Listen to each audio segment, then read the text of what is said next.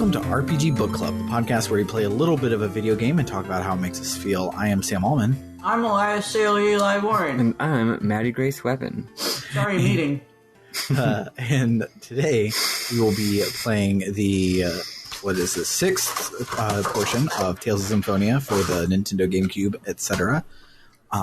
Stopping when we switch discs on the Gamecube, but it just fades to black and then fades right back in, so it's kind of hard to tell where it is, but it's when you get back to Iselia for the first time for the PlayStation 3 version or PC version. But before we get to all of that hoot and a half, sounds like you guys had a completely uneventful week. Everything good and peachy over there? All right, let me do my week first. And either can decide how much he wants to share about his while I'm going. It can be 0. I just, throwing that out there. So my week was very, very eventful. Actually, mostly good now that I think about it, but just eventful, right? On what happened on Friday? Probably nothing happened on Friday. Everything was normal last Friday. Because remember, we record on Thursday, not Friday, so who even fucking knows what happened? Saturday. Let's do the whole week through, one day at a time. Okay, so Saturday. Saturday, I had that picnic that I probably mentioned last week. It was amazing. It was the best thing I've done in a very long time. It made my heart feel like it was going to blow up with happiness. It was so amazing to see some of the people that I love and respect the most in the whole world, a whole bunch of them all in the same place, not wearing masks and hugging and eating food. Lots of speeches were given. Me and some of the people led everyone in song. There was lots of talking. I made a very simple but tasty fruit salad. And other people made delicious things. And it was just, I cannot imagine something that was more what I needed in my life. And it was awesome. And then on Sunday, who knows, probably some shit happened. Skipping past it, don't give a fuck. Monday, I had work. Tuesday, a dear friend of mine came over. A friend that I met on the internet and is also a mutual friend of me and my partner.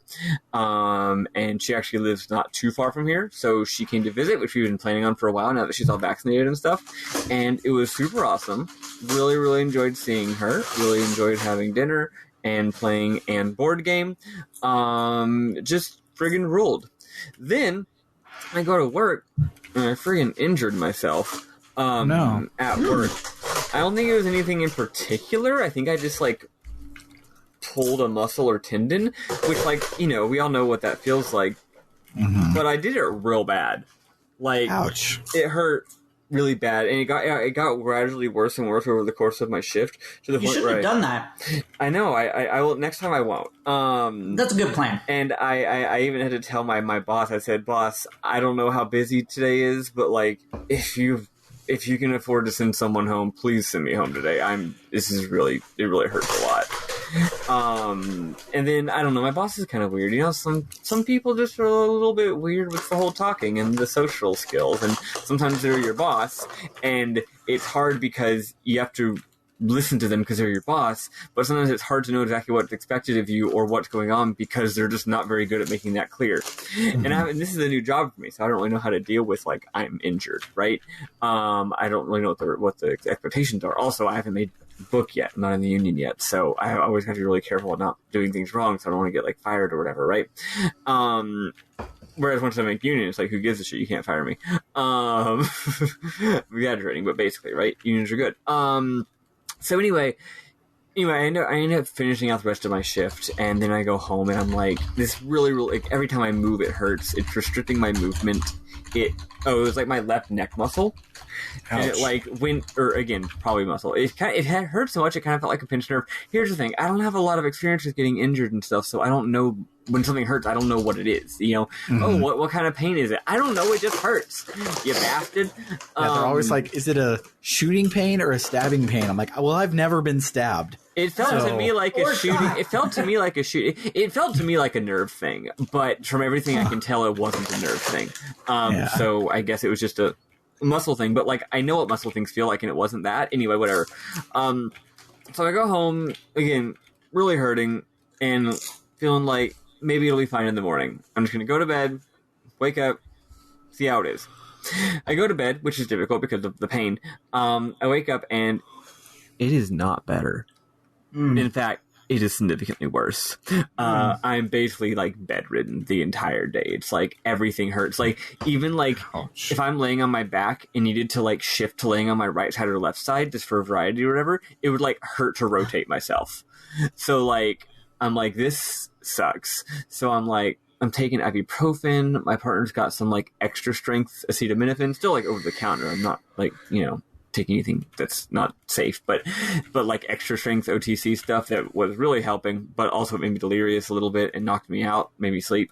And then we're trying to figure out what kind of pain it is, that way we know whether I should be putting ice on it or heat. And anyway, eventually I had to call my boss and say, I can't come in tonight. I'm sorry. And again, I don't know how that works. It's a new job. I don't know what the expectations are, what the kind of consequences are, but also it's just like, I mean, if you're hurt, you can't come into work, right? So I call him. Luckily, I got to leave a message, which is, if you're scared of a difficult phone call, the best thing that can happen is that they don't answer and you leave a message. Way absolutely. Better. Because then you're opening the door and they have to deal with it.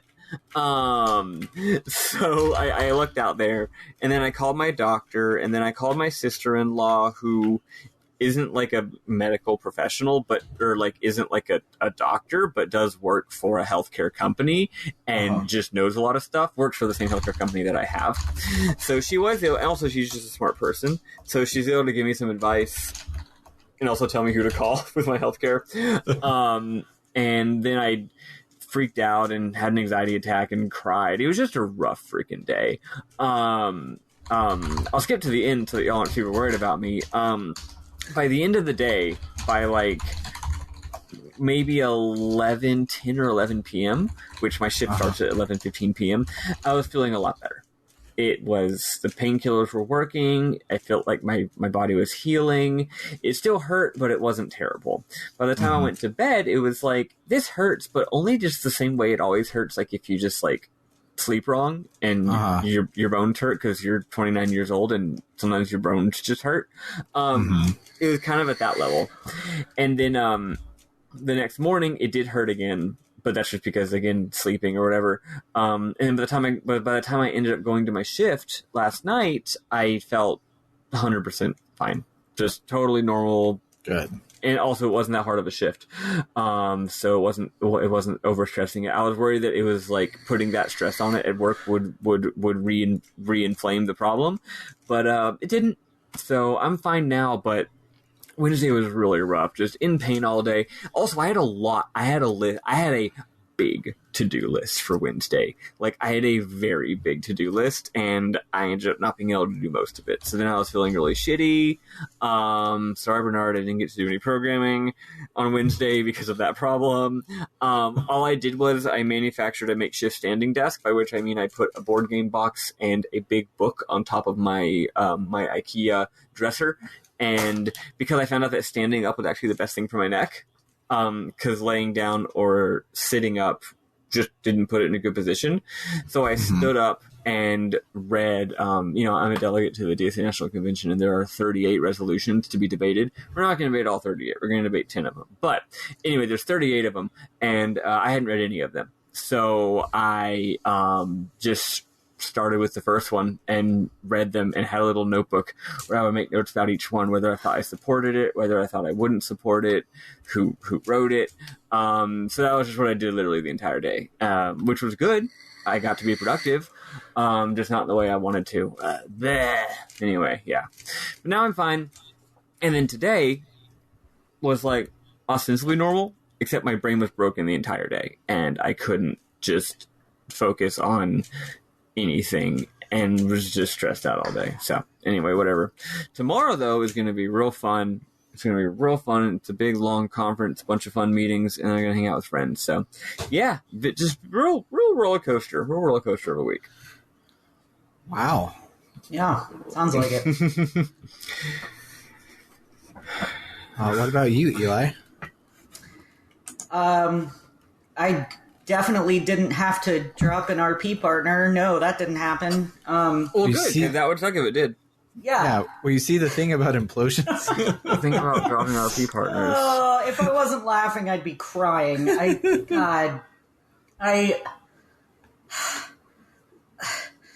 Look, Communication is key. Communication is key. And some people aren't very good at it. No. This person, not good at it. It got, I tried to have a rational conversation with them about, these are problems that we have, and these are ways that they're going to be fixed, or we're going to stop RPing together. And it went so far south. In ways I had not, mildly worried about, but I was like, I don't know, maybe I'm flattering myself. This person admitted to having out-of-character feelings for me, and I went, nope! Oh, no. I pushed the brakes on that so fucking hard, and I was like, we are not RPing together anymore. I'm not doing this. And they did not make it easy on me. They could not take no for an answer. And I told them no, half a dozen times, including saying, we've had talks about consent before. I do not consent to this. And I'm not okay continuing to RP a romantic relationship with you if you're having feelings for me that I do not reciprocate. It makes me incredibly uncomfortable. I'm not interested in this person out of character at all. We have very little in common. They kind of annoy me. That's really mean. But they're a very lonely person and very emotionally and socially stunted. And I feel for them because I was there before. But I am a 36-year-old man now, and I ain't got time for that shit. I've had too many bad experiences where an RP partner told me that they had feelings for me out of character, and it went south real fast. Yeah. And so, as soon as they said that, I was like, I'm nipping this in the bud. I'm ending it now because I'm not doing this again. Yeah. It's the age-old, don't shit where you eat. Leave the real romance out of the RP romance. Or talk about it before it's a weird thing. Yeah. And communicate so that it can be nipped in the bud while it's still budding. Don't secretly be watering this flower so it is no longer a bud in which it can be nipped.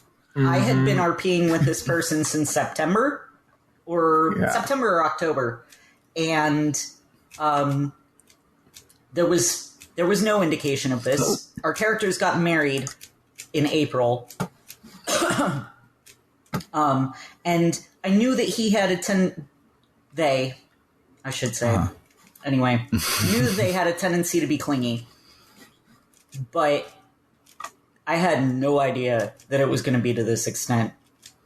It went real bad. And I feel bad, but I needed to do what was best for me. Hell yeah. And honestly, I think it was best for them too, because it was just it was not going to get better from there. They kept saying I'm not that kind of person, I'm not going to act on those feelings if you don't reciprocate. And I'm like, no, that doesn't matter. Yeah. If you have those feelings, we need to break this off. Yeah. Because it's going to become a situation where you already are upset that I'm playing my main character more often than the character that's shipped with yours. And I told you that this was my main character when we got together. So, this is not going to improve from here. It's only going to get worse, and I know that from experience. I've had too many situations, and they don't know me as well out of character as they think they do. Yeah. Not at all. So, I'm just going to say again what I said last week. What the hell? I mean, that's what yeah. So The like, Gordon Cole reaction. like, this is like what this must be me. This is like what it would be like if me and Sam were like describing like troll romances. Yeah. In Homestuck. And Eli's just like, yeah, that was some words. But Yeah. Eli, if you're I done understand enough, that the segues good into concept what and I the was gonna emotional talk about. concepts. Yeah. What were you saying, Sam? I said, If you're done, that segues good into mine, but I can wait if you have No, more to talk about. I'm good. Nothing else happened this week. Just fucking that. So, speaking of ADHD brains making me have how to say this. So in Cleveland show, there's an episode. I don't remember what the setup to the punchline is, but it's like something like incredibly basic, and I can't remember what it is. But Cleveland says something completely outlandish, and Donna, his wife, is like, I don't agree with that. And then Cleveland is like, you and I are very different people, Donna. And that's me while playing Final Fantasy XIV, because I was still wearing the first gear set that they give you for going through the tutorial. And I was like, this is cool and all. It all matches. It's like a fine way to play through the game. But like, I don't feel like a Final Fantasy character. I feel like I'm just a fantasy character. So let me go and look up like some cheap, easy glamours. I almost said transmog because I worked for WoW for a really long time. But some cheap and easy glamours that I can look up, not have to pay any real world money, not have to go grind dungeons, just like some leveling gear that kind of looks good enough to give me a little taste. So I go onto whatever the Final Fantasy XIV like glamour sharing website is, and literally every glamour that these people shared were like sexy pinup Catboy things, and I was like, man, I just kind of wanted to look like a badass. I just want to look like a cool sword guy. But you and I are very different. Wow, fuck, I can't even fucking say the joke. God damn it. Final Fantasy players. Yeah. And I eventually just threw all of that out the window, because I even clicked like, okay, I don't want to see what people share. Show me just the gear sets. And they don't actually have all of the gear sets, because people don't care about the like sword boy ones. No one wants a sword boy. They're like, okay, here's all of the things that are like half naked butler boy. These are the ones that you want. I'm like, no, I want to be like cool looking sword boy. So I just went and found found an item I thought looked cool, found out it was in a set, and kind of grew from there. But it was like, it was surprisingly hard to find something that just looked like a Final Fantasy character, because the only ones people share are all half naked Catboys. Well, But I will have you covered, like we talked about. Yeah. I will literally covered.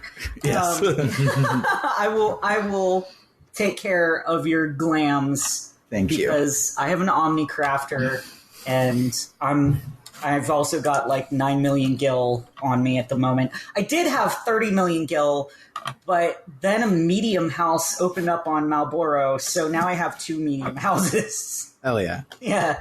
But yeah, as context shows, I've started playing Final Fantasy XIV again. The PS5 version, it came out, and you have to have an active subscription to get the free upgrade. And I'm like, I don't want to pay for this shit again. So I'll just reactivate my sub, and this will be like my main thing I do for a while. So that's what I've been doing. Just churning through some story content, which, by the way, so everyone says that 2 Forever, the stuff in between the base game and the first expansion, is long and boring.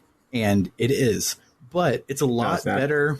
It's a lot better ramp into Heavensward from 0 than it is a continuation from the high emotional ending of A Realm Reborn to Heavensward. Like, if you suddenly have to stop your momentum, it sucks. But if you stopped your momentum because your game time ran out a year ago, and then you're coming back, it's like chill. Almost feels like a re-tutorial for the game. And so if you're going to play through, I recommend taking a year off between the base game and 2.1.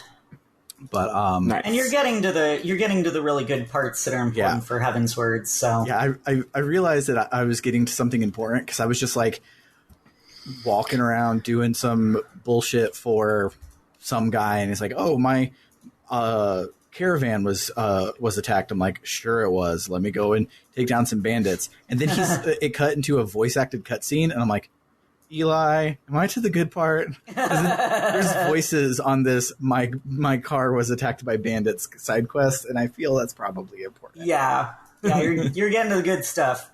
Yeah, but let's listen to some music. I have no idea what's even new this week because I played half of this week last week. The song that plays when, and this might sound like a big spoiler, but it's not. It's a thing for like 5 seconds. The song that plays when I don't even remember what character. It's towards the end. There's a character who attacks, and Colette ends up getting hit, and you think Colette's dead for like 5 seconds, and then she's not. And a new track plays right then. It's really fucking good. For Procystus, yes. Colette. There's a new track there. It's really good. It's piano. It starts with like piano. Yeah. Let's do that one. And then we'll listen to the plot. Oh yeah.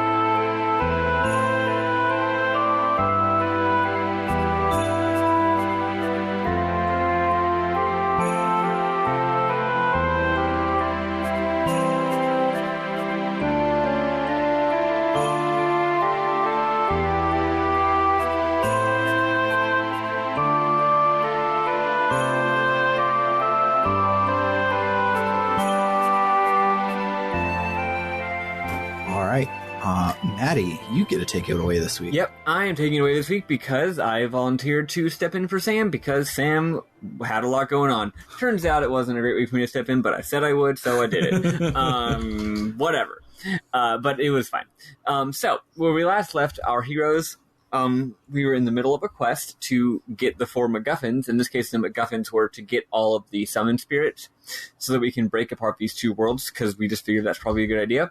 And in the middle of doing that, Colette got kidnapped and whatever. We got to go save her like a million times. And we got Ryards, which allow us to fly. The music sounds like flying music. So our goal is to save Colette.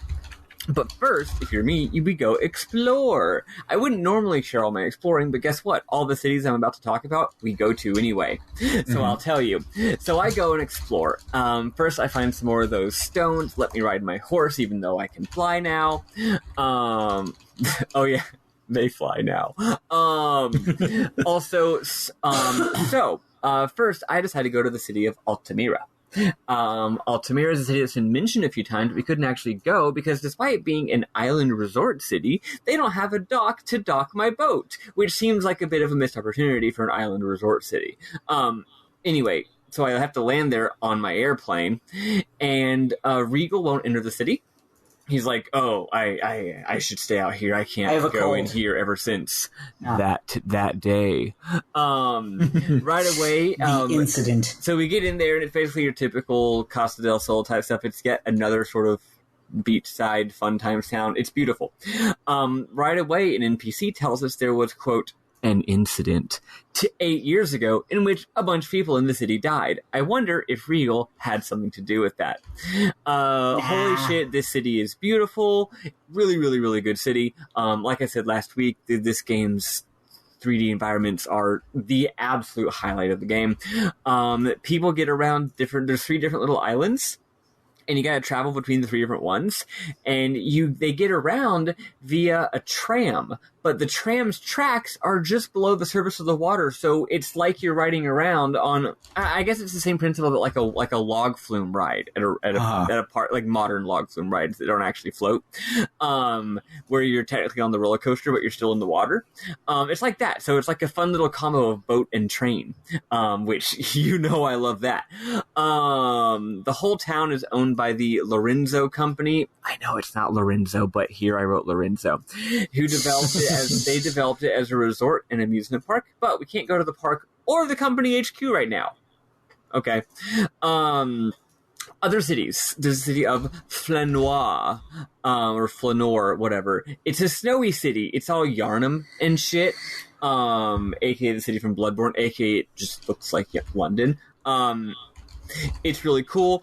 I can't say much about it. It's just a beautiful city. It's got all these little alleys and up and down. It's just very up and down, lots of stairs and wrought iron railings and stuff. It's Victorian ass looking London, right? Also super snowy. They mentioned that the reason it's so snowy is because of the snow spirit in the ice caves, and I'm like, are you sure it's not just because you're like, I don't know, in the north? Like, ecology is a thing, right? It's not all just magic spirits. Anyway, there's a side quest. There's a traveler looking for the Celsius tear. It's a flower that can freeze anything, but it's dangerous to touch. It'll burn you. Even whatever. So you need the penguinist gloves. Those are made from penguinist quills, which is the penguinist enemy. Luckily, both the quills and the flower are in the ice caves. Pretty simple little side quest that you can do at some point if you want. I don't. I'm just here to explore. There's also apparently a very popular medical clinic here. It's not important. Everyone's like, oh, the medical clinic. Oh, I'm waiting in line to see the doctor. Also, there's a hot spring on an island somewhere in the world. I came here after getting Colette, even though I probably could have gone earlier, I think. And the priest, the priest there says they were given explicit orders to capture the Chosen, but he's like, I follow Martel, and he's like, I serve Martel and the Chosen, not the Pope, so I never saw you. So that's fun. That guy is cool. Anyway, eventually, another city we explore is a classic JRPG trope, the city in the sky. It's called Expire, and it's got fucking graphics. Wowie. I'd say the second or third best floating city I've seen in a JRPG. Number one, what's everyone's number one? Let's see. I really like Skyloft as much as the rest of the environments in that game are only so, but Skyloft itself I really like. And I really like if it counts the entirety of 10,000 BC in Chrono Trigger. It may or may not count. That's funny. I think the clear frontrunner is Shivat in Xenogears. I think that is the gold medal of floating cities. Shivat's pretty good. There's also the entirety of Button Kaitos, but like, how much does that count? Anyway, Same with Skies of Arcadia. Like, how much does that count? Yeah. Anyway, this it's really, really good. You can see sort of the world map underneath in like a skybox thing. It's really good. I will say, music's a little dull. It doesn't sound very skyy. It just sounds kind of vaguely ethereal. Anyway, it turns out it's the last repose. It's the secret city of half-elves. So half-elves live here for your persecution. That's cool. They just let us walk in, I guess, and just hang out. This is like no big deal. Nothing happens here. I get halfway through exploring the city and then accidentally leave. Because I clicked on something that turns out was an exit. My bad. I didn't finish exploring the city, so whatever's going on there, we'll find out later. Anyway, eventually we find Colette. I could have used a walkthrough or looked at my synopsis menu, but instead I just accidentally found her. She was a little bit north of Expire. She was just kind of hanging. I actually kind of forgot that our goal was to find Colette. I was just flying around. Anyway, she's on the world map. She's just like hanging there in the sky is like a single floating rock with like wind and shit around it. So you click on it and it's like, we found Colette. Okay, Rodile is there, and he says now he understands that Colette is worthless. She can't save the world, she can't form a pact with Martel, and she can't be used in the big canon. Then Regal says something about how he and Rodile are both the epitome of sin, and that he'll drag him down to hell. Whatever, it's cool. We either fight him or he runs away. I can't remember. Then a bunch of dragons show up, and it's a boss, but they're easy. There's some lore about the dragons that I didn't write down because, frankly, I thought it was boring, so deal with it. After the battle, the magic circle... So Colette is trapped inside of the same kind of magic circle that makes a super loud, high-pitched noise that we saw earlier in the game. So turns out the magic circle that she's chained to, it starts using her own magic power to trap the rest of us. So we're like, oh no, we can't move. And she's like, I can't stop it. And then she's like, oh, I feel so worthless. I can't be useful for any reason. Procystus says, don't say that. It's not you that's wrong. It's the whole damn system. And then she attacks the magic circle and breaks it. Turns out you can just do that. The entire floating island collapses, but we end up safe. Colette tells us that Rodile needed her Crucius crystal for a mana cannon. You know what I like about this week? Mana cannon. It sounds really good to say. It really does. Mana cannon. Mana cannon. I feel like they should have called it a Manon. That's a good point. Manon or a Manon machine. Manon machine, yes. Anyway, yeah. So Rodile needed her Crucius crystal for the Manon, but hers is no good. So they're doing the extremely obvious foreshadowing, like, yeah, there's going to be a twist. You don't know what it is, but there's going to be a twist. Persea turns out to be okay, and when she smiles, Regal says, she resembles her. ... It's just as I thought. We're like, yeah, we know. She has a younger sister that is now her older sister that you have some kind of past with. This is very obvious. Anyway, so that out of the way, we proceed to split the two worlds. Starting with Gnome, the Earth Spirit. Fun fact, we're literally right next to the Temple of Earth. Like, we landed in that previous cutscene from Everything Collapsed. We're like, all right, let's go to the Temple of Earth. It's nearby. Then you go to the world map, and you tap the control stick, and you're there. This temple's gimmick, and I actually do not mean this in a negative way, this temple's gimmick is being annoying. I find it very funny. You get in there, and there's this tiny little gnome. He is just a fucked up little guy, like the size of your fucking foot. And he's like, "Hey, loser, what do you want?" You're like, "Let us in." And he's like, "Fuck you! I'm not letting you in." And he said he's not going to let you in until his boss gets here. His boss is that gnome we saw earlier that I thought was a side quest. Turns out it's not a side quest. Mm-hmm. Most side quests in this game are not side quests, it turns out. Neat little structural thing. So we have to go back, and we have to give that gnome from before some fucking booze so that he can drink it. He doesn't think it's very good. He actually thinks it sucks, but he's like, well, you did do the thing I asked you to do, and I guess I went out to see the world to find this drink, and now that I've done it, I guess I should go home.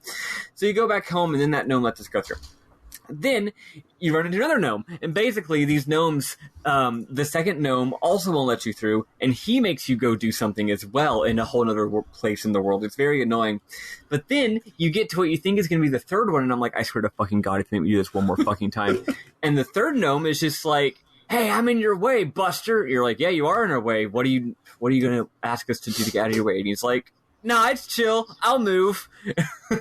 And it's real funny. The rest of the dungeon is actually quite good.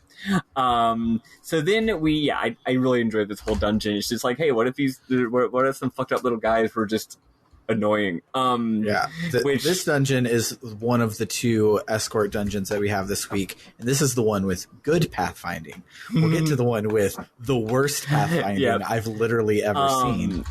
So then we fight Gnome, who is a cute little giant Monty Mole dude. I love him. I adore Gnome. Yeah, he's real fun. My favorite. He talks like this, like, hey baby, like, it's just a real good time. We beat him up, and then we go to Ice World. Okay, so then we do Ice World. Ice World is near the city I mentioned earlier. Turns out that side quest about getting the flower wasn't actually a side quest. We do actually have to do it. I'm not going to go into it at all. The dungeon is... Actually, no, I will mention one thing. This is our first ever ice slidey puzzle, which some people don't like ice slidey puzzles. I like ice slidey puzzles. When I'm playing Pokemon... And it's like, this is the ice dungeon. You have to do the ice slidey puzzle. You know, the kind where, like, if you walk in a direction, you just keep going in that direction until you hit something. And I'm like, hell yeah, one of my favorite stock puzzle types. So you do that, and it's a pretty tough one, too. You gotta put some brain into it.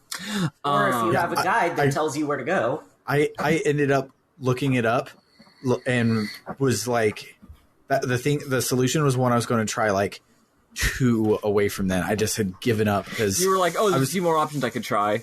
Yeah, like me and Summer have been playing usually in the morning, but that week, which was last week, we slept in the mornings, so I had to play catch up like on a Wednesday night. I was getting really tired. at the time I was doing that. So I was like getting frustrated. I was like, let me just look it up so I can get to a goddamn save point. And I was like, of course, it's the one over to the side. I made it to the side earlier. Of course, it's going to be part of the answer. Like, it's always part of the answer. If you get to a second flat ground, that's the answer. It is a little distracting because you're going through the ice puzzle and there's an extra little area on the side with a chest, and when it has a chest, that does partially make you think, oh, it's optional. Like, I can there's two routes. I can go directly through, or I can find a different route to get the chest. But no, going past the chest is part of the necessary route. Anyway, last week I mentioned how I was really appreciating how the dungeons are like really good now, and that just keeps being the case. But also not actually that long. This dungeon had like 2 puzzles. Yeah. But they're short, they're sweet, they're a real good time. Anyway, whatever.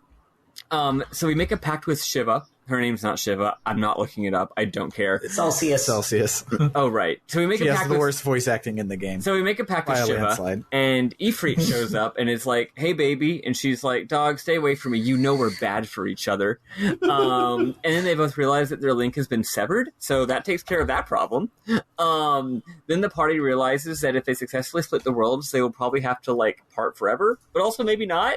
Remember, they are just kind of winging it here.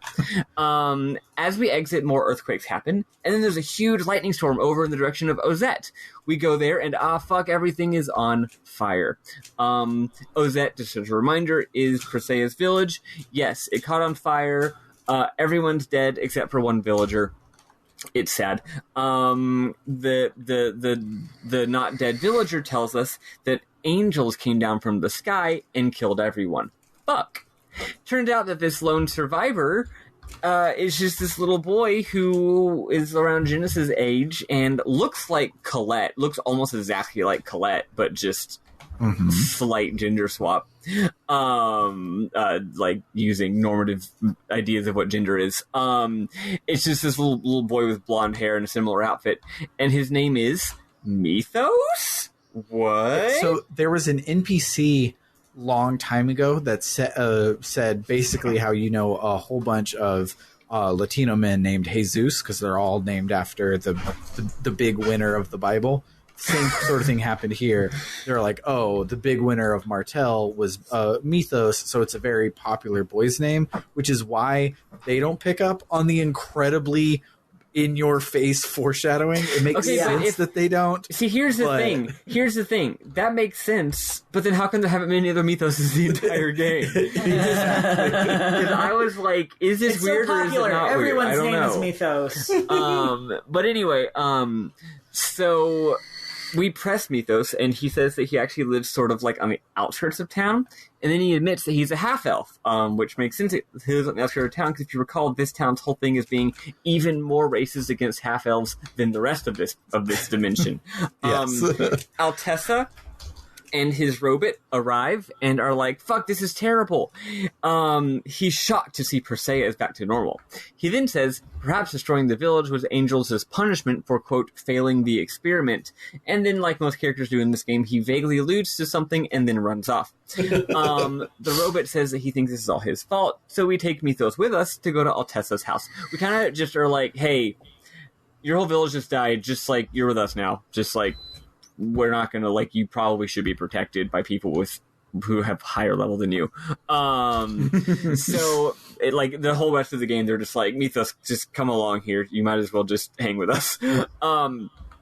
So we talk to the Altessa and get the shtick. Okay.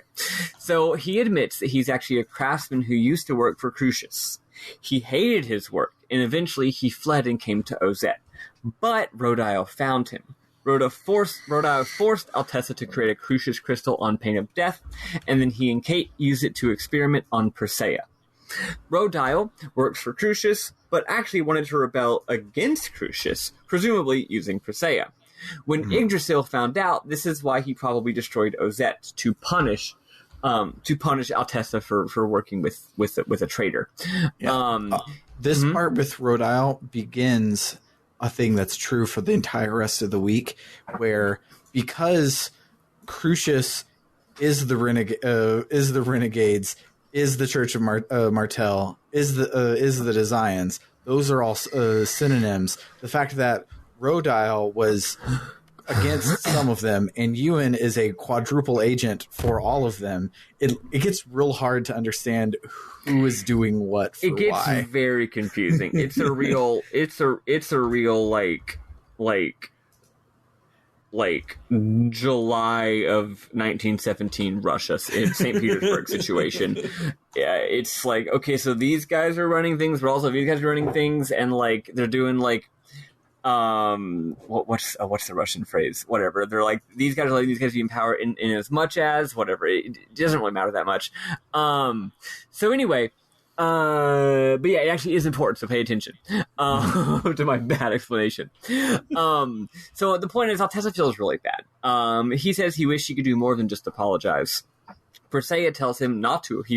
Persea, she thinks she's going to do the JRPG thing, or she's like, it's okay, I forgive you, but she's like, no, don't apologize because I cannot forgive you, so don't bother. Like, it would be a waste of an apology. Nothing you say will bring back my lost years of my life or the villagers or anyone else.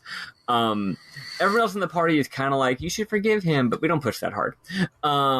We decide to ask him for even more information. Lore time. So we find out that Crucius is mostly made of half-elves, but also some dwarves. They want to begin the, quote, Age of Half-Elves and revive Martel. Their goal is to use the Church of Martel to fuse the Chosen with Martel. We kind of knew some of this and kind of didn't know some of this. It turns out the designs have... Okay. Spoiler alert. This part's stupid. It turns out that the Designs never wanted to kill Colette or stop her. Remember all those times when the Designs were trying to kill Colette or stop her? No, they didn't. Turns out that the Angel transformation and also mana powers in general are like accelerated and transformed by fear and suffering and danger. So they attacked Colette and put her in danger in order to prompt her evolution and her growth, not actually wanting to stop her. So I don't know. I feel like they could have just said, hey, can you gain lots of levels? We would like it if you would do that. But instead they said, we're going to kill you. Oh, no, you killed all of our guys. And also, it was never the Designs that we fought in a seal when we released it. And it would make sense, like, if the Grand Cardinal stopped us every bit of the way as Colette would unlock her new powers. But no, she unlocks her powers when we fight whatever monster is at the bottom of the seal. Yeah, well, maybe they just figured she just needed an extra little, you just need an extra little push. I don't know. But yeah, they were always basically getting in her way and being a pain in the ass so that we would, like, grow and learn the power of friendship and shit. Okay, sure. Anyway, however, so none of them actually wanted to kill her or stop her, except for rebels like the Renegades or Rodile, which do actually want to stop her. So Rodile's goal is to complete the mana cannon, the Manon he acquired at his own human ranch in Silverant and take over the world. So you got these bad guys that are all kind of the same guy, but also they're all sort of different groups. And this guy is like, no, actually, I'm a rogue agent. I just want to take over the world. That makes sense. So Yggdrasil tied the two worlds together via 4 mana links, and then we learned about something new called the Great Seed. He put the Great Seed in the center. The Great Seed is the soul of Mythos. Everyone finally realizes the obvious. Mythos himself traveled between the two worlds long ago, but not via Ryard, which didn't exist. So there must be some door between the two worlds' poles, but probably at the Holy Grounds. Though Regal says there's also something called the Otherworldly Gate, which is mentioned in Legends. Okay, so there's 2 different ways of getting between worlds. Actually, 3. I love that, like, they're trying to think of, what could possibly be the gate to the other world? And they're like, do you think it's the Otherworldly Gate from Legends? And they're like, well, no. Obviously, since we've been fighting God and seeing all of our legends come alive, legends are all fake. There's no Otherworldly Gate that would lead us to the other world. So we stay the night. Genis and Mythos become friends, and turns out that each is the only half-elf their age they've ever met. It's actually quite sweet. When we wake up, Rain is gone. She left a note saying she had something to take care of, but the robot saw her headed south So we decide to follow her to probably Altamira. Also, Mythos joins our party. I didn't use Mythos this entire game. I don't know what his stats are or what his deal is. He is a guest character. He does not fight. He is not used. Well, there you go. I kind of thought that might have been the case, but I never actually checked. So, look, I got a real good party going. I ain't changing it. At Altamira, we ask everyone, where the fuck is Rain? And everyone's like, oh yeah, I saw someone earlier. Oh, I saw someone over there. Eventually, we run into... Wow, I need to speed it up. I actually thought my notes weren't that long, but I guess they actually are. I'll speed it up. So anyway... Oh, I just scrolled bad. We run into a new character, a business-ass looking guy who says, Alicia, is that you? While looking at Persea. She says, no, I'm not Alicia. That's my sister. Also, this guy's name is George. He tells us, oh yeah, that makes sense. Alicia came here many years ago to work for the rich Bryant family. But then that tragedy happened, and she died. Her grave lies in the Lozareno Company headquarters. So we go to the Sky Garden. It's a beautiful, peaceful little bonsai garden. Persea sees Alicia's grave, and it has an X-sphere in it. Then we hear Alicia's voice, and her ghost appears. She says the X-sphere killed her body and absorbed her consciousness, but she'll be gone soon. She asks Persea to find Sir Bryant, her former master, who she says killed her. Now that might sound like one kind of thing, but she very notably doesn't say, like, find him to kick his ass and get revenge. She doesn't say that at all. But she fades away before explaining, so Persea and Lloyd assume we're supposed to find Bryant and kick his ass as revenge. Even though, again, if they could pick up on, like, context clues or, like, vocal performance or facial expressions, they would realize that this girl probably does not hate Bryant and something else going on. Again, it's not a spoiler, it's very obvious. So when we get down to the lobby of Lozareno Company, we overhear two employees talking about how the Otherworldly Gate is going to open tonight. That's convenient. They tell us it's just a rumor. It's one of those JRPG things where they're like, everyone talks about this rumor. I wonder if it's true, when it's like a very easily provable rumor. You know?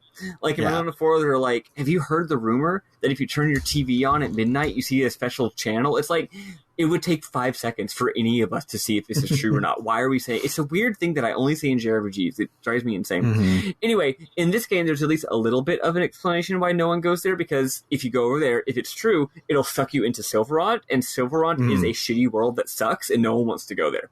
And anyway, Silverant doesn't have an Otherworldly Gate. Oh, yeah. Interesting. So we fly east to the Otherworldly Gate. It's like a big Stonehenge, and there she is. It's Rain. She tells us, this is where Genis and I were abandoned. What? She says that she didn't realize it either, but they flew past this place earlier, and it matches her memories. They were actually raised in the secret village of the elves that she's like, it's so secret, no one knows where it is. I went there earlier on accident while exploring, sorry.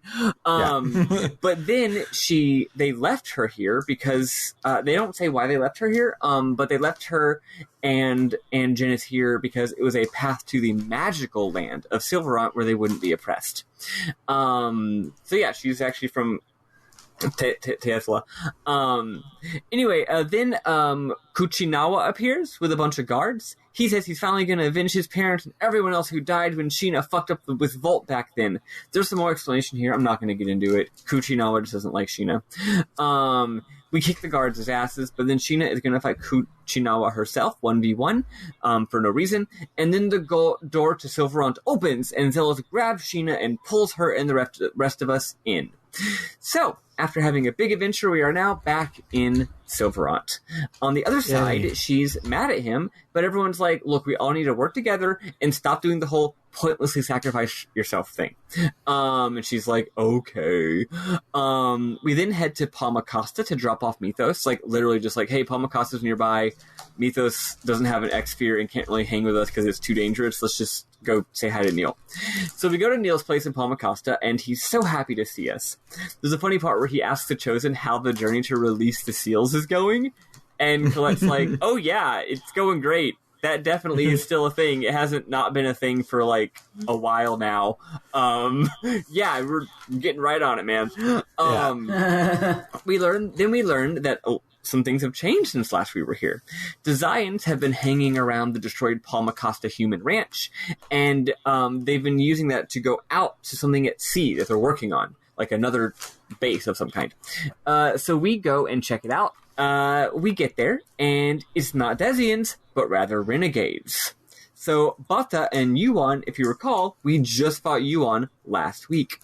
Bata and Yuan are like, hey, actually, we need to join forces. We're like, okay, you're gonna have to explain that one. You have to sell me on that.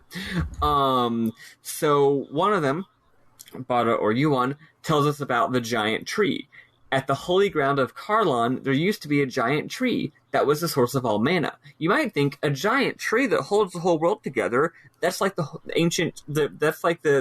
legendary city of tree of Yggdrasil from Norse legends and from lots of games. But no, Yggdrasil is something different in this game. Yeah. In this game, it's just called the giant tree. It's not called Yggdrasil.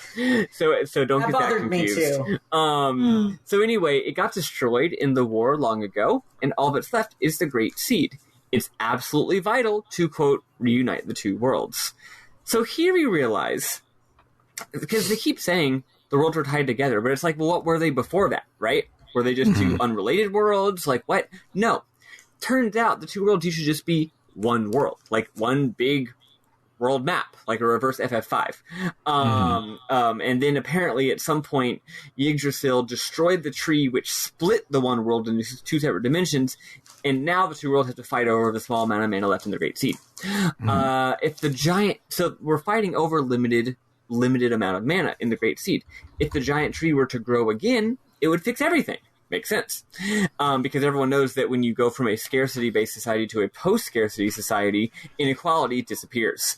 You can't still have inequality. Yeah. It's just, that's the thing we all understand. So the seed is dying, so we need to grow it pronto. Maybe we could just expose it to a shit ton of mana, and then it'll grow. But where to get such a thing? Wait a second. Crucius is... The place where Crucius is from, Boris Karloff, Darius Karlon, is a comet made from a shit ton of mana. So instead of using that mana to revive the Great Seed, they're instead using it to revive Martel, who lives inside the seed. So you got the seed, and you got Martel. And they're like, we like Martel, we don't like the seed, fuck the seed, we're going to revive Martel using all of our magic that comes from Boris Karloff. Basically, either Martel or the seed will awaken and absorb the other one. So anyway, all of the stuff Boda and Yuan are telling us sounds pretty good. All makes a lot of sense, actually. So then Lloyd asks Yuan, okay,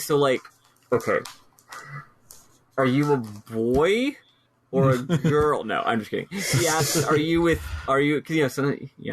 y'all get it. No, he asked Lloyd, okay, but, seriously, are you with Crucius or are you with the Renegades? we're very confused right now. And he says, he literally is like, I am an officer with Crucius, but I'm also the head of the Renegades. And I'm like, that doesn't answer the question.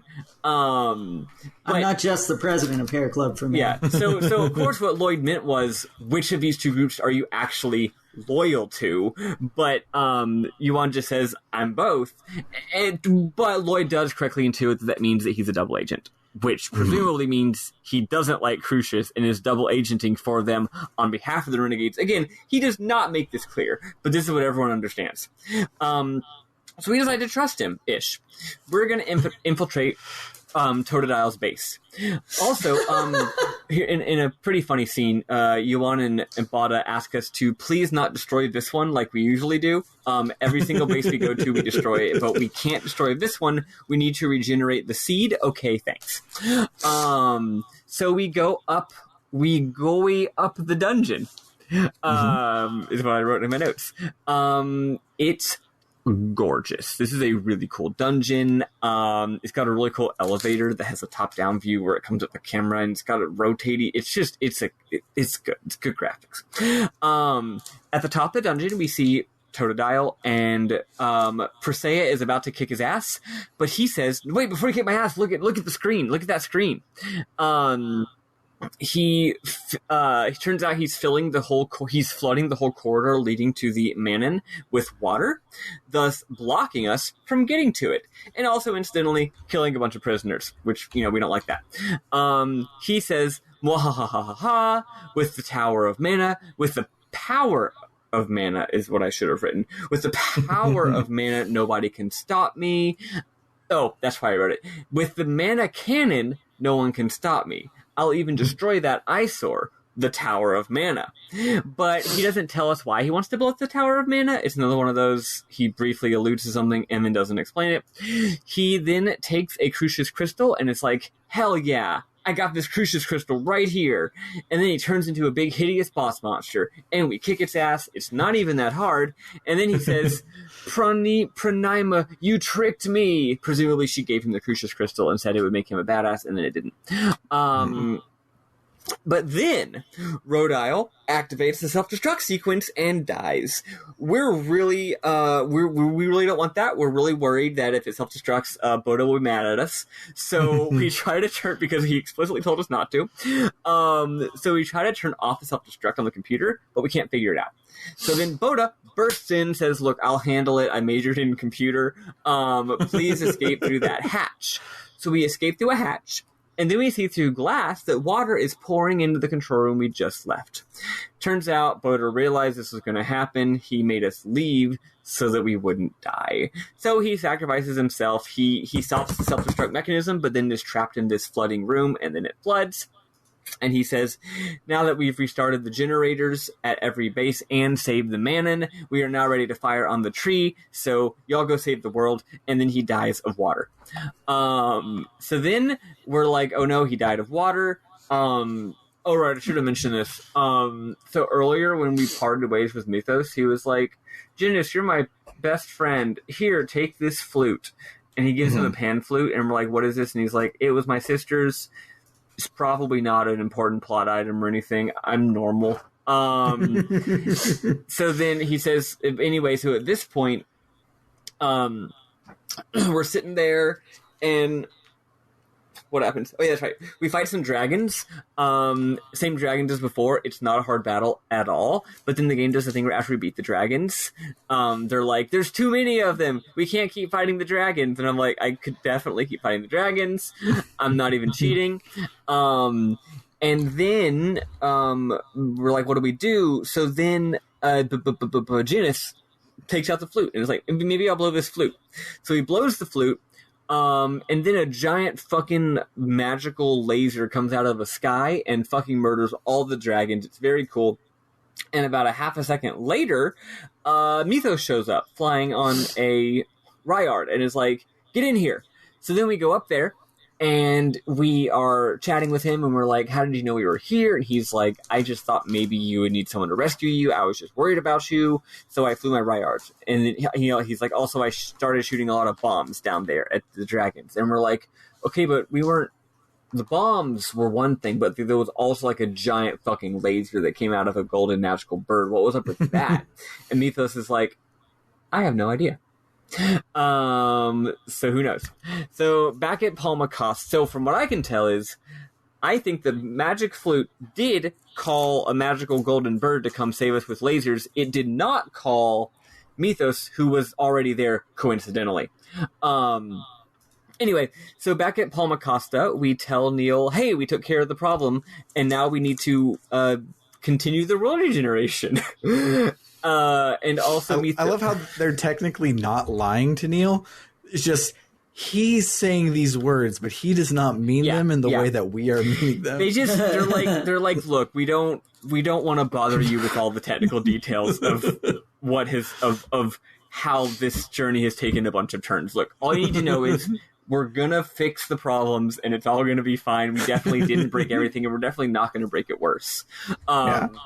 So anyway, Mythos' flute is now broken, by the way. We learned that it was made of the nut of a long-extinct tree. Where have we heard about a long-extinct tree? Not the one we just were talking about 5 minutes ago. The one we were talking about a few weeks ago. Different tree. Yeah. Well, so, me and Maddy were like, this sounds like a really fun side quest. I can't wait to do this on one of the weeks where we can just hang out and do side quests. Nope. So we go to Silveron Base, which, if you recall, is run by Renegades, not actual Designs. To tell Yuan, we just got to give an update. Say, hey, Yuan, we saved the cannon, but Boda dies. He's literally just like, okay, cool, bye. It's like the characters even comment on the fact that he was just like weirdly businesslike about saying that his friend died. He's just like, all right, cool. he turns on the dimensional rift, so now we can transfer at will. We have flight, we have dimensional rift, we can now explore either dimension at will. The world's our oyster. Anyway, we then take Mythos back to Altessa's place in Tetheala, and he's like, bye everyone, good luck with avenging Brisea's sister's murder. Here's the thing. Regal, if you recall, didn't set foot in that town, so he wasn't there for that scene. So when Mythos is like, hey, bye, bye Brisea, good luck avenging your sister's murder, Regal is like, what? So then we tell him, like, oh yeah, Brisea had a sister named Alicia, and she was murdered by some guy named Bryant, and he's like, we gotta fucking go. We gotta fucking go right now. I'm gonna kick some motherfucking guy's ass. That bastard. I hate him. There's no one I hate more than Bryant. Boy, that Bryant guy just sucks. Anyway, so we go to Altamira. And we go to the Lowe's Arena Company, and everyone inside has been owned. An injured guard says that it was Varley, who, if you recall, Varley is the guy you've seen, like, twice. He's just, like, a weird, shady sort of character who sells X-Spheres and has some kind of past with Regal. So anyway, we go back up to the Sky Terrace, and we see Varley terrorizing George, the butler, for the password to the inner part of the mine. If you recall, the mine dungeon from last week had a door we couldn't open. So Regal butts in, and Varley says, so the president himself decides to pay a visit. So it turns out Regal's real name is Bryant. He's a member of the Bryant family and is the president of the Lorenzo Company. Also, Zealous knew this all along due to a coincidence. So did Regal kill Alicia? Is he that Bryant? Alicia's ghost appears and says yes. She calls him Master. So here's the deal. So Alicia and Regal were in love. Already a little sus. Alicia was literally his maid, but whatever. This is JRPGs.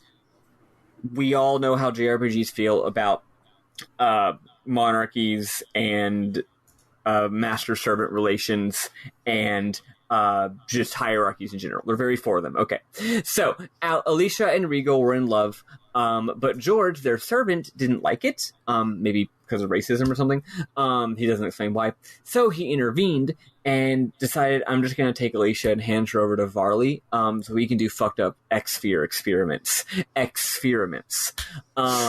In order to get her back, Regal said, Varley, you can take the entire mine. Just give the girl I love back. But when she came back, she had already turned into a big monster. Turns out she wasn't compatible with the experiment, so she begs for death. He says, I can't possibly kill you. She says, no, if you love me, you have to kill me. So he does and puts her out of her misery.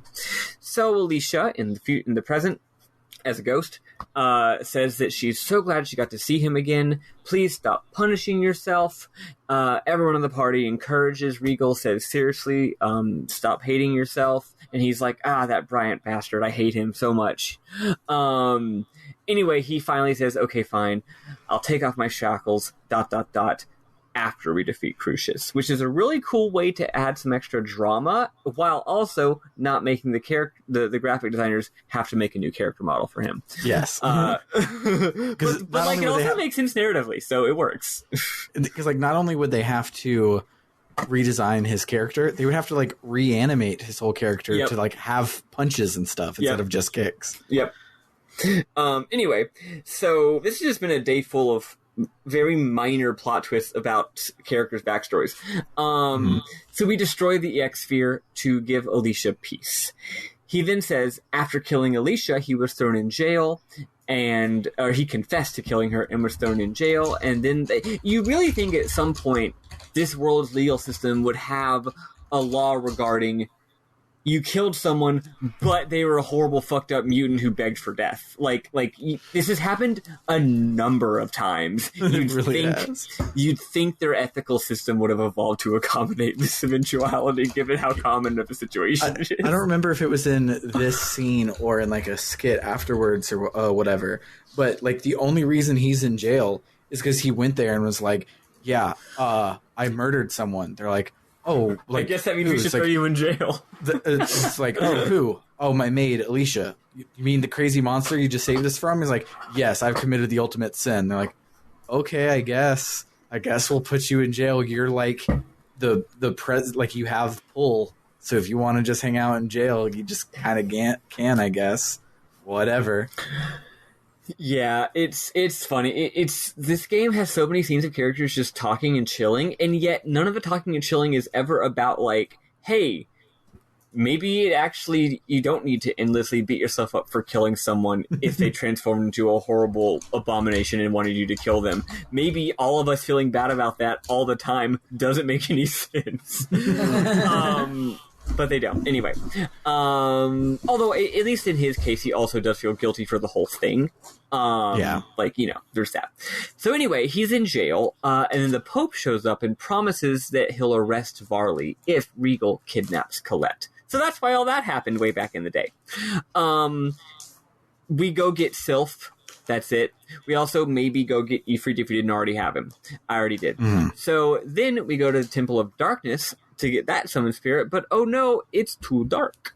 So we go to Meltokio to check out the magic research facility to find a way to make things be not dark.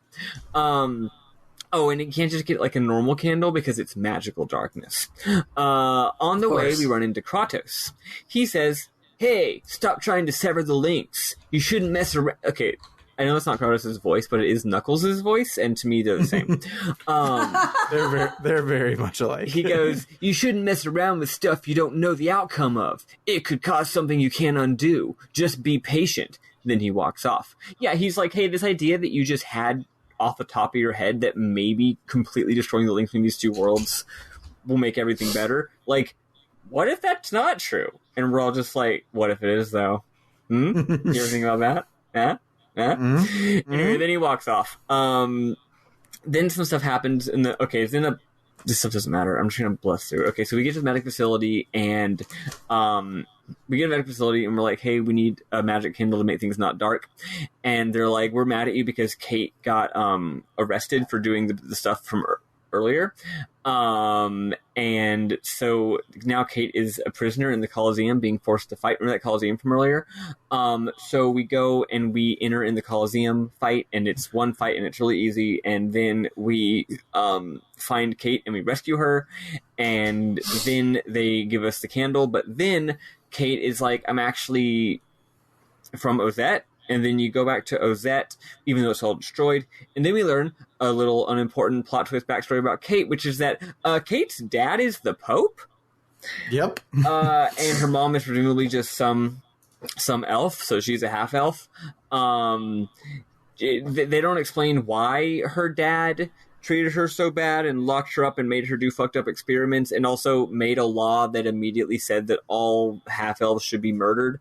But they don't explain this, but I'm assuming it was like a bastard child. That just seems like an extremely obvious thing to do, but they never actually explained that. Anyway, we now have a blue candle, and we do the Temple of Darkness. It's great. So here's my explanation of why the Temple of Darkness owns. First of all, it's beautiful. Holy cow, the graphics. Yes. They got the memo from every other video game that anytime something is a Temple of Darkness, it has to have lots of like negative space and huge areas, which this one does. It's really good. Lots of big runes and slabs. It's very brutalist. It's fucking dope. There's this really cool puzzle where like there's all these blocks where if you push one block in, a different one comes out, and you have to deal with that. It's actually quite cool. And also it's extremely easy to avoid the battles. I had like 0 battles this entire dungeon. So anyway, the annoying thing about this dungeon that also kind of rules is that the dark spirit, the spirit of darkness or whatever, has been broken up into 5 different pieces, and the pieces are scattered throughout the dungeon, and you have to like find a way to get to them, and then they have to follow you to the rendezvous point, basically at the bottom of the dungeon. But if you go through a scene, an area transition, a load screen, they won't follow you. So oftentimes you have to mess with the dungeon's layout, like by moving things around and stuff to make a path so that you can get them where they need to go, right? And it might not be the path that you took. So it's real good brain think. There is one more thing. The summon spirits are these little black shadows, and they are so cute. They are just adorable. This has been a great week for just for little guys. Okay, they're these really good little guys. Bless them. Anyway, as Sam alluded to earlier, they have terrible pathfinding. Although I don't even know if it's pathfinding, because sometimes they would just stop. My theory is that they're intentionally designed to just be like rambunctious little kids and not do a good job of following you. They're annoying as fuck. They're extremely annoying. I also found them extremely cute and funny. They are, but you can get more than one to follow you at once, which is nice. So like theoretically you could get each one and go down to the bottom, or, and I don't mean the very bottom, I mean like the midway point. Or you can nab 2 or 3 of them and try and do them at once. On the other hand, that's more difficult. Anyway, it's kind of fun. It's like herding a bunch of little chickens where you're like, come on, and then one of them just stops for no reason. You have to run back like, no, come on. Worse than the stopping is you can get. I tried to get all 5 at once because I thought you had to because of the aforementioned load screen thing. Like I thought you had to. It turns out when they get to a certain spot, they like stop and it's like now they're there. But yeah. Because I had noticed that they were reverting, and so I was like, "Shit, I have to get them all at once." So I had 4 of them following me, and like some would stop, and I would run back to get it, and that would be cue for the other ones to just like scatter to the edges of whatever platform we were on, and just like there would be this tiny little walkway that I had to like inch my way across to get everyone there, and then one of them stopped, so I go back, and the rest of them like charge back across that little pathway, and it just was like I have kids in my real life. I do not need to wrangle kids in a video game. It was too much. Yeah, it's great dungeon though. Love it. Yeah, it's one of my favorites. It's quite funny. Yeah. And anyway, once you get all 5 of them down to the bottom, there's sort of a save point, and then you get to keep going. And then you have to do all 5 of them. So you have to go down all these like long, wide walkways, avoiding enemies while just being like, Come on, you bastards. No, Jimmy, do not go that way. No, stop looking at your shoes. We're going to, I will turn this party around if you don't fucking behave. It's really cute. Anyway, whatever. You get to the bottom, and that's it. So everyone realizes they only have one summon spirit left, the Spirit of Light, Asuka in Silverant. But once we do it, the worlds might be separated, so we got to get all our affairs in order before we do it. So we get an optional pre-victory lap. Basically they're like, yeah, we should go say bye to everyone before we do this. I did do one part. I went to Ozette because they explicitly said let's go to Ozette. And if you go to Ozette, if you recall, not Ozette, sorry. Mizuho, yeah, where Sheena's from. If you recall, we kind of promised all of them that they could move to Silverant. We kind of promised them that if they helped us out, so they could avoid persecution and stuff. But we're kind of separating the 2 worlds, and what they say, they're like, look, our people are all over the place. We got that whole thing where we're spies and information brokers, like, we're all over the world. It would take way too long to get the message out, get them all together, find a way to move.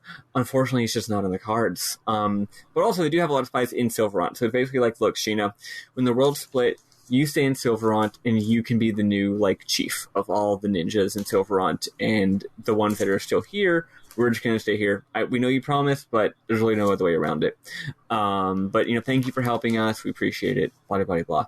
That's all I did. Did y'all do any? Sam, did you do some other ones? Yes, so I did. I did all of them, and none of them are really important. The only one that's like kind of weird is even Rain and Genus think about staying in Tetheala. Did you get the like final scene before we all leave where they all decide that they're going to Power of Friendship, or is that my reward for doing the victory lap? I don't think I got that one, actually. Okay, so I'll talk about that one. But you so you take Rain to the library place where Kate is, and she's like, wow, like, this is my ancestral home. I could learn so much. You take Genus to Mythos. They're best friends. Mythos is like, you can't leave me. We're best friends. And Genus is like, I don't want to leave you because we're best friends. And he's like, should I just stay here so Mythos won't be alone? And I'm like, Mythos could come with us. Like, I don't want him to come with us because he's obviously Yggdrasil. He has the same character model as a child Yggdrasil. Like, his name is Mythos. Like, he's obviously the main villain of the game. But pretending I don't know that, he could come with us. Like, he has no ties here either. And then you go to Altamira, and Regal is like, I need to figure out something to do with the company. You take Presea to Ozette, and she just says goodbye to her father's grave. You take Zelos to Meltokyo, and his is kind of really cool because he's like everything in Tethe'ala is more, including the difference between a rich person and a poor person, because he's hanging out in the slums. And he's like, I fucking hate it here. This place sucks. Let's burn it to the ground. Like, fuck it. Let's get out of here. And so then once you see everybody seen, you all meet up outside of someplace. I forget where. It's not important. And you have a camp. And it's just Colette and Lloyd at first. And they're like, well, I hope everybody shows up. And hilariously, Sheena is the first one to show up. And Lloyd's like, oh, Sheena, you're coming with? She's like, well, you thought you could make the pact with the fucking summon spirit? Like, who the fuck are you? Of course I'm coming to Silverhant. We already talked about this. We literally, I'm the summoner? Like, okay. Right? I'm also, like, I'm gonna be the also, yeah, like, you don't need to fucking be like, also, I actually did too, see, now that I realize it. It's like, also, like, I'm gonna be the queen of the Silverhant ninjas. Like, were you just you were just spaced out for that whole thing, huh? Yeah. And so then everybody one by one shows up.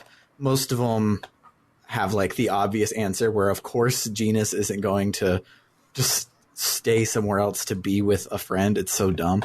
But Reigns I really like. Genus she's is like a lesbian. Yes. Reigns I really like. She's like, if we're going to separate the world, there's going to be a lot of rebuilding, so people need teachers, so I need to be there. And I'm like, that's really cute. Zelos is also very cute in his Zelos sort of way, where he's like, I can't believe all you guys would just be leaving your ancestral home like this. Like, this is crazy. And it's like, oh, Zelos, are you staying? No, I've hit on every girl in Tethe'ala. All the girls that I could ever hook up with from now on are all in Silverhant. So I got to head over there so that I can bone more chicks. And it's good for him. It's good. But yeah, so then we all decide that everyone's coming with us. So we hop on our Riards and head over to the Tower of Mana. Nice. That scene must have been modular, because I only got the one with Sheena. So that's cool. We love a modular cutscene, folks. So we head to Silverhant. Remember that super long quest involving a tree that may have been a side quest? Well, turns out, no, it's not. You have to do that to find the magic bird, which is actually the summon spirit that we need. So we find the Link-Kite tree. It's just on the world map. It's just somewhere you can only get via Ryard. Remember how it was like a stupid, complicated quest with a bunch of necessary things? Well, we already have all of them. We just coincidentally have all of them. I'll explain how later. Except we do need an X-Sphere. So we go to Dirk's house to say hi to our old man and get an X-Sphere. I'm thinking, oh, it's our first time seeing Dirk in a really long time. There's going to be a sweet little reunion scene. No. You literally barge in and say, hey, Dad, we need an X-Sphere. And he's like, here you go. See you later. Which, you know what? Honestly, that's good dad vibes. The dad isn't like, come here, son, let's have dinner. He's just like, all right, here you go. It even goes where, like, Lloyd is expecting his dad to be like, he's like, hey, Dad, I'm back for the first time in months. And he's like, cool, I found some junk for you. I think you might like it. It's on the table. And he's like, are you glad to see me? He's like, always, but take this shit off my table. I don't need it anymore. Go finish your little adventure and then be home later. It's fine. Yeah. Whatever. I don't give a shit. It's real cute. So anyway, we do it. The way it works is it's like, oh, how do we restore the ground so that this tree cannot be dead anymore? Oh, we use the ground spirit that we got. Oh, how do we make the tree revive? Oh, we cast maybe that's like using Sylph or something like that. You use the unicorn horn spell. Unicorn horn, that's right. Yeah, we use the unicorn horn. Oh, now the tree's back. Oh, we also had to make it's like five other things. And then they're like, oh, we need to make an instrument to play a song that sounds like that sounds like bells in the air, and then Lloyd is like, oh, I am a craftsperson, kind of. I can use the Linkite tree's nuts to repair this flute, which we have this flute. Basically every item in the game that we've gotten that's been like an important plot thing is now something we need to complete this quest. I don't even remember what the EX Sphere does, whatever. So anyway, then the bird Aska shows up, and Aska says, where's Luna? I won't make a pact without Luna. I guess Luna and Aska are both light spirits. Sheena says that's fine, so Aska flies off to see Luna. Turns out Luna's at the Tower of Salvation, which I had definitely forgotten that had happened. So we go to the Tower of Salvation again. But Mana, not Salvation. There's 2 towers. Excuse me, I'm so sorry. We go to the Tower of Mana, which is just that random tower we had to go through with the library in it. We had to go there a few times when we were doing quests. Tower of Salvation is much more important, and we do not go there today. And we will not go there ever, for reasons. So on the way to the Tower of Mana, we run into Kratos. He says that the Borderless Karloff, quote, core system just, quote, finished calculating its answer. Okay, Whatever. I guess it was 42. If we form the pact, the protection around the Great Seed will disappear. We're like, yeah, duh. That's the whole point, you bitch. But then Yuan attacks Kratos and says, I'll hold him off. Go make the pact, you dingus. So then a lot of stuff happens, and let's try and get through this. Okay, so we get the pact, and then immediately it goes into an anime cutscene. We have to like fight a boss and all that kind of stuff, right? Yeah. And Sheena makes the pact, and then the boss was real hard for me, but it's not important. It's actually pretty tough for me. Are we? Oh wow, damn it, I thought I was hurrying. So we see an anime cutscene where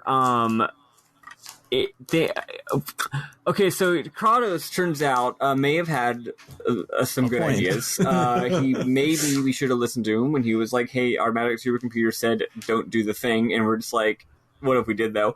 So the tree grows, which is what we wanted. The tree grows, and then it doesn't stop growing. He tree too big for he goddamn planet. The tree sprouts giant roots everywhere, and it destroys entire cities and just completely fucks up everything and like basically destroys the whole fucking world, and then becomes just the biggest. It's not like a green blossoming tree. It's like all just brown and sticky. It looks like a giant bramble. You can tell it's bad. It is bad tree. Yeah. And then we see that we see that the what do you call it? The goddess Martel is like in like a little cocoon inside of this giant hideous looking tree. Everyone's like, uh-oh. And then Colette realizes that was Martel inside the tree. And then we're wondering what the fuck is going on. So then Kratos explains what he probably would have explained earlier if we just let him talk. He said that the summon spirits were giving... Basically, he says that the two worlds were forced out of phase by Yggdrasil, and they were supposed to drift apart. Like, the two worlds are separated, they're just going to drift apart and be, quote, consumed by the void.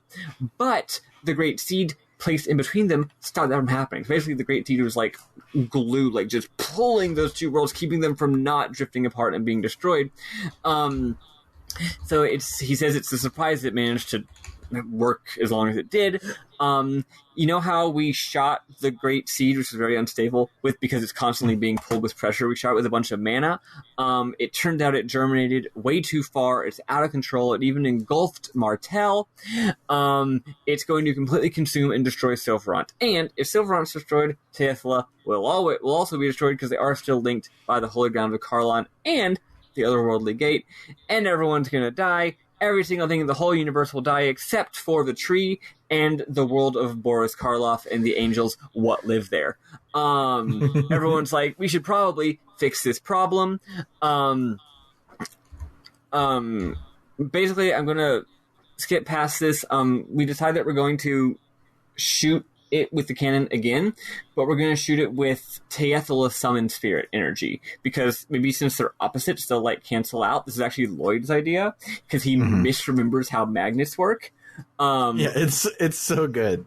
Yeah, Rain is like, so that's not how magnets work. However, you're probably right about the situation. It's quite cute. So they need to shoot it, but I honestly don't even remember how this works. It turns out that they have to go to the cannon to shoot the cannon, but also we got to go to the Iselia base. Because because the guards there reconfigured the base to be not what it needs to be. So, and also, Lloyd remembers that Chocolat was at the Iselia base ages ago, and we said we were going to rescue him.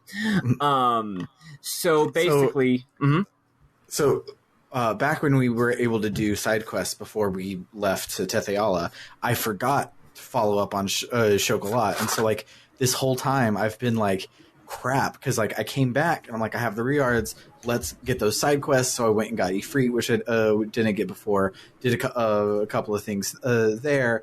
Also tried to do the Linkite tree quest because I wasn't far enough yet. But then I go over to Iselia Ranch and Lloyd's like, can't get too close to the ranch. And I'm like, but Chocolat, I'm like, did I doom her forever by not doing this earlier? And so when they were like, we have to go save her, I'm like, oh, thank fucking God, it was a plot thing for later. Like, I really thought I had doomed this girl to a life of indentured servitude. Yep. So, long story short, we split up in two different directions. One side goes to the Sheena, and some others go to the cannon to get ready to fire it. And then Lloyd and pretty much everyone else, including Kratos, go to the Iselia human ranch to break in and fix the problem, and also rescue some people. Kratos asks why we brought him along, and he says, and Lloyd says, our objectives are temporarily the same, but like not really, so I'm keeping you here, which makes sense. Let me click back real quick. Also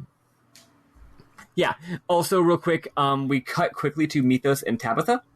An earthquake causes a rock to fall on Tabitha, but Mythos pushes her out of the way and gets owned. Anyway, so we go through the dungeon, and it's pretty short, and then we get to Force, and we also rescue the prisoners and stuff. And then we get to Foreskin. And he says, I'm sorry, I keep doing this. I have to. Foreskin says he doesn't give a fuck if this world is destroyed because they all live in the mana-rich paradise of... Okay, I don't actually remember what it's called anymore. It's Boris Karloff. They all live in Boris Karloff. We don't give a fuck. It turned out it's not like they want to destroy the world. It's just that they only care about one thing, which is to revive Martel. They want to revive Martel. And if the tree grows unhindered, it'll protect Martel. So they're like, cool, tree can grow, destroy this world, we don't really care. We kick his ass, and Kratos stops the reactor. We walk back out of the dungeon and see that all the prisoners got saved. Hooray! Everyone's reunited, but oh no, Procystus isn't dead after all. He shoots Lloyd in the back, and some real good music plays. Then he tries to shoot Chocolat, but Colette jumps in the way and gets owned. Lloyd gets mad and stabs the heck out of him, and he fades away. We rush to Colette. She is unconscious, but has a weird blue mark all over her left arm. There's no time for that. We gotta send the message to Sheena to... In HD, she has like... it's like circuitry cell. Oh, I could still tell. I just didn't feel like explaining it.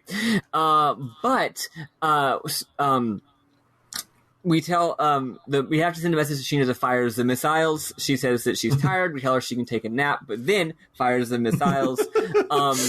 She summons all four Teethla spirits and fires the Christ out of the Manon at the tree. It obliterates it. So cool. That fixed that problem. That didn't last as long as I thought it was going to. Another great anime cutscene. Cut to Mythos and Tabitha and Altessa. Mythos awakes from being knocked out earlier. Nothing happens. We just see that he isn't dead. Back to the party. A communication device, a little walkie-talkie that Yuan left, tells us in Yuan's voice that the seed is back in the ground. We managed to save the Great Seed and the world. Kratos says, what about Martel? And Yuan says, yeah, Martel is still probably fused with the seed and is A-okay. So then, I guess I forgot to write this down, but we decide to go back to Iselia. Sam, can you remind me of why we decided to go back to Iselia? Because Colette is unconscious from whatever green shit she has on her. And so we take her back home, and everyone's like, why should we do that? We're like, well, it's right there. And we're like, well, we can't go home. Colette's home, that's right, yeah. And it's like, but we're wanted. And it's like, yeah, but we just saved everybody from the ranch. I think we can probably negotiate to not be chased out of town. And apparently that works. Yep. So this is actually the disc break, but we can't actually save yet, so we'll go a teeny bit more, basically. We go back to Iselia, and we talk with Colette's mom while Colette's upstairs, and we basically just explain stuff, and she says the people in the town will probably still hate Colette, and we're like, why? Don't lots of chosen fail? Why would they hate her just for failing? And she's like, well, yeah, but usually if you're chosen and you fail, you die. So, like, the fact that everything's all fucked up and it's her fault and she's still alive, it kind of makes her look bad. So we decide to let Colette rest upstairs and maybe not trouble her with our woes. Earlier, she also had, like, a total freak out because she was ugly. And I'm like, bitch, you've been, like, dumb and like literally like dumb and no feeling, and you've been like turned into an inhuman monster, and you love to kick dogs. Like, why is having some blue shit on your arm gonna matter? Anyway, we decided to let her chill. We decided to go talk to the town. I judiciously managed to avoid triggering any cutscenes in the town, and I made a beeline to the safe point. I can tell if we go 50 pixels past that save point, a cutscene will start, because there are some NPCs making some cutscene faces. I noticed it was probably a cutscene trigger and was like, I'm going to go the other way. And then I found the save point and saved. That is the end of this week. Thank you for bearing with my lengthy story. It is okay. Like, now on this the only place that it probably would have made sense to cut was literally one dungeon ago, which would have made it still an hour and 20-minute episode. Like, there's no way around it. Whatever, we killed it. All right, we killed it. Let's listen to something and talk about a something.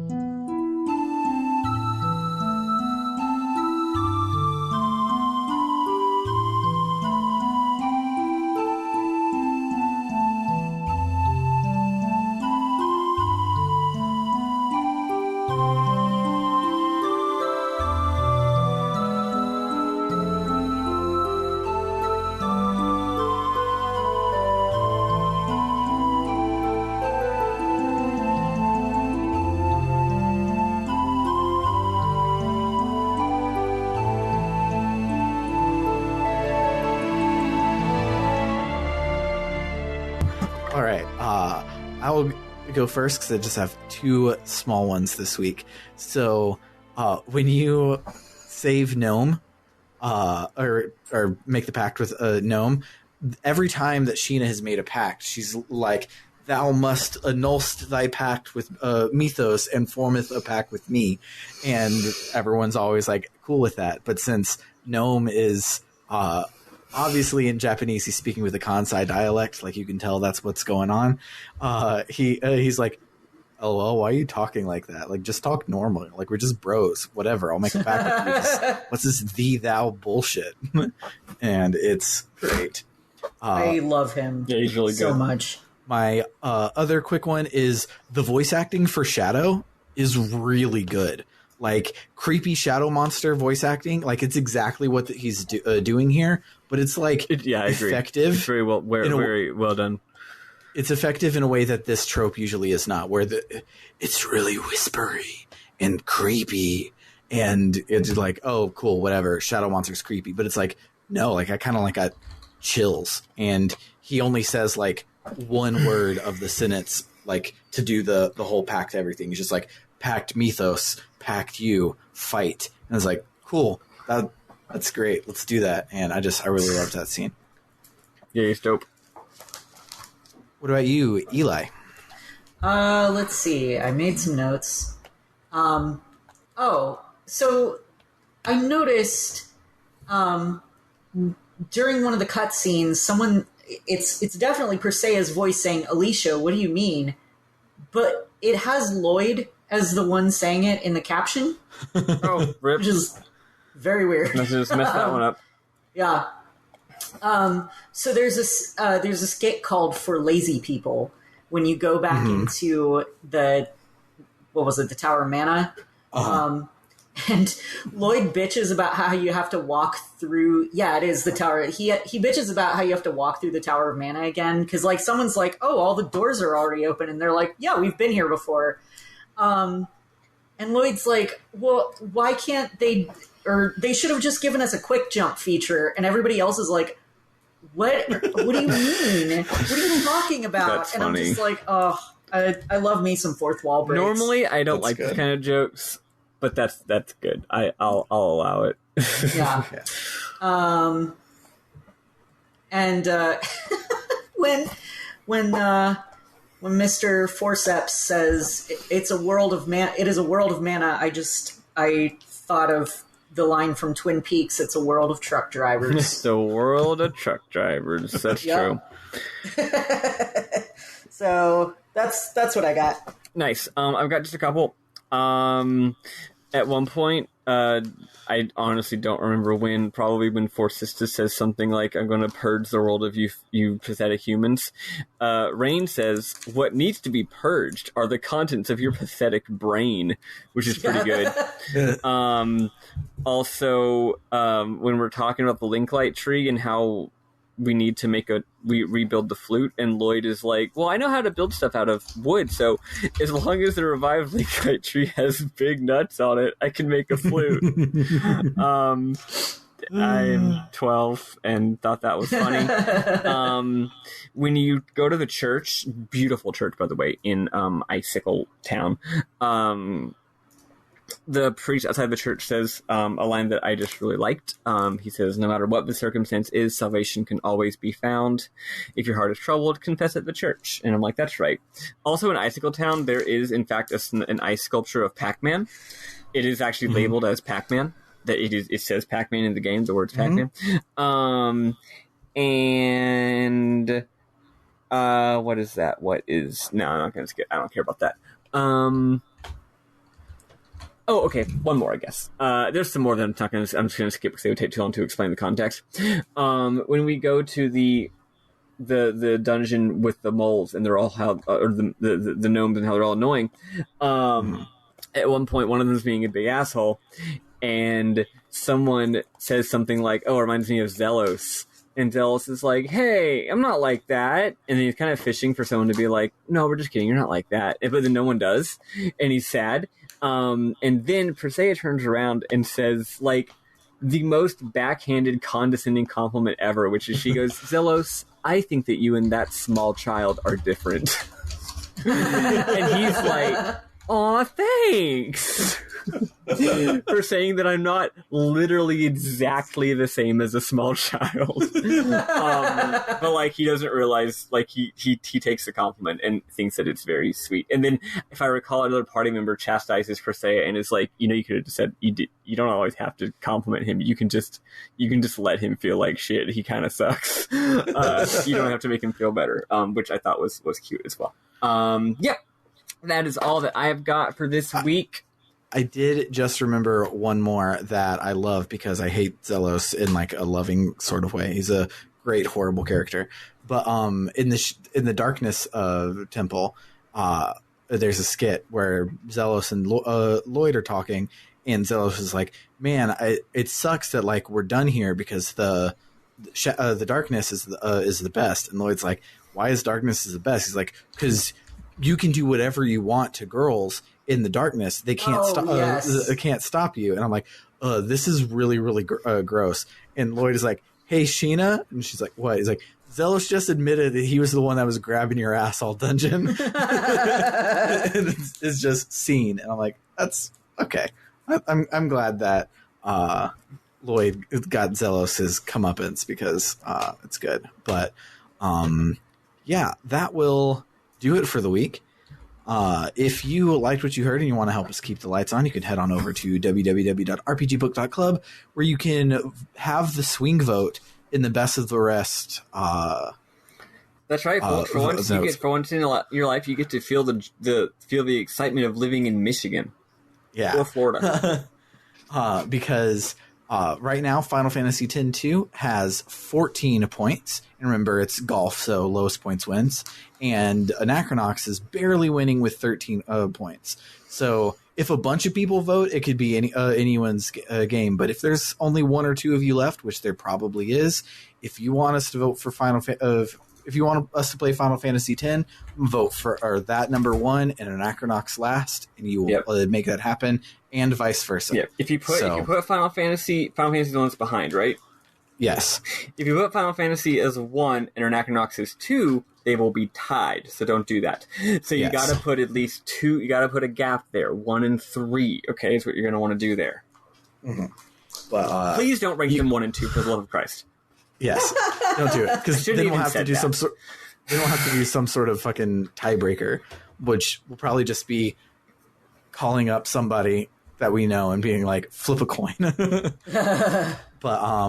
so you can go out and vote and break that tie, and then since you'll have donated to make that vote, you then can check out our Ko-Fi exclusive podcast, Book Club no Kuseki, and I think we have 2 episodes, because we moved to bi-weekly, so it used to be 4 episodes, now it's just 2, so you'll have 2 extra ones in the bag that you can access that no one else gets to.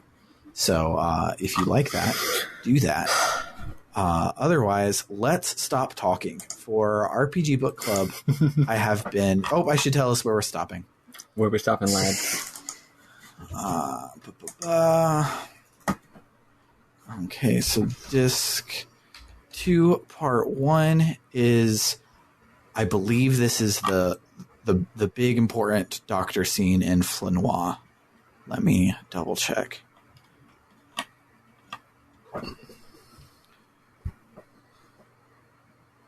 That's so annoying. So the guide has it broke down like 5.7, 5.7.14, but that's not searchable. He doesn't use that in the fucking thing, so I couldn't control F. But in Flanoir, we will